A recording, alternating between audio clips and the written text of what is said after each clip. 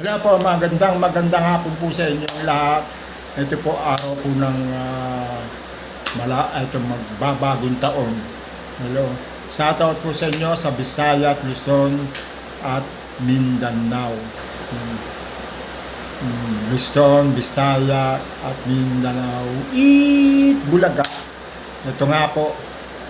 Shoutout po sa inyong lahat, lalo sa Saudi Arabia.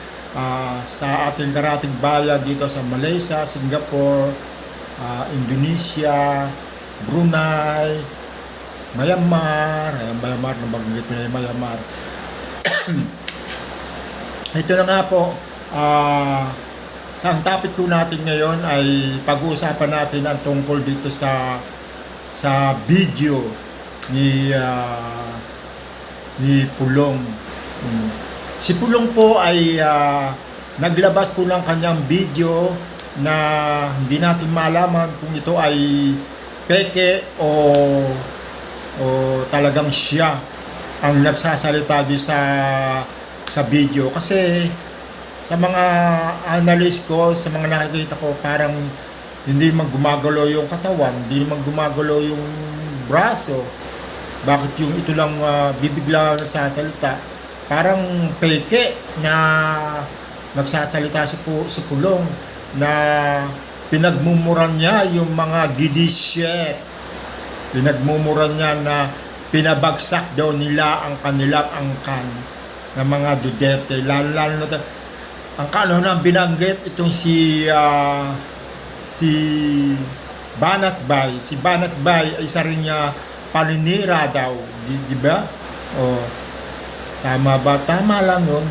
Okay lang yun kung siya man ay peke o ano, basta nailabas ni Pulong ang kanyang sama ng loob na nakita natin na ganyan ang galawan ng mga DDC, mga pamilya ng mga Duterte. Lalo na si pinakita si Bongo, si Bato de la Rosa at yung si Robin Padilla, yung tatlong itlog. Sayang nga dapat nga na naka 6 years na si Robin Padilla para nasama dun sa botohan. Napakatagal pa nun, 6 years na pupunuin natin para ito'y malaman natin kung si Robin Padilla ay mananalo pa sa Senado. Pero si Bongo medyo tumataas, si Bato de la Rosa talagang wala na, bagsak na siya. Yan na po. Ito na nga po pinag-uusapan dito.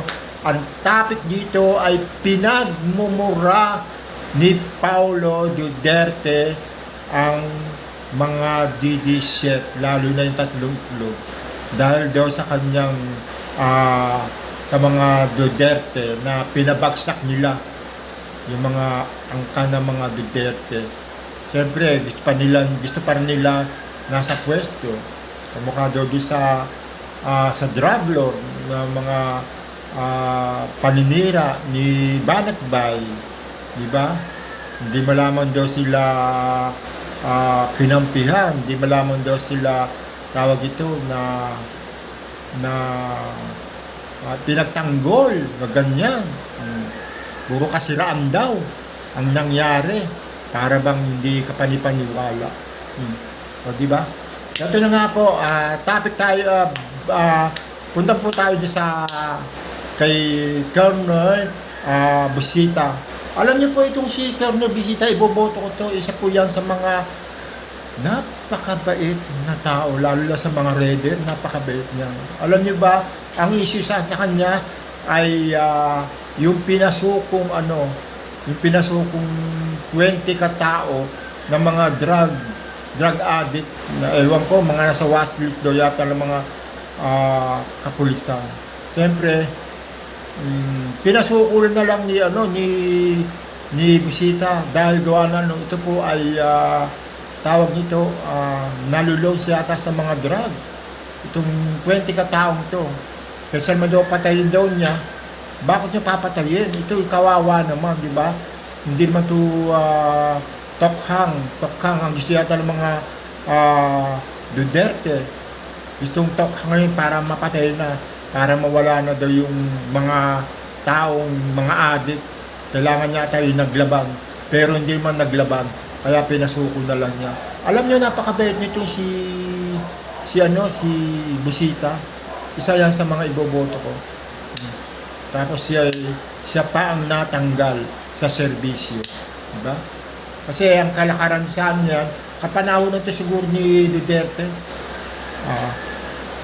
Napakabait na, mabait na tao yan si Busita. Paano po? Sana po ay paki-like and share po ang aking YouTube channel at para po maging updated po kayo sa aking YouTube channel. Maraming salamat po. Hanggang dito na lang po. Bye-bye. Happy New Year sa inyong lahat. I am Purkit Vlog mo. Bye-bye.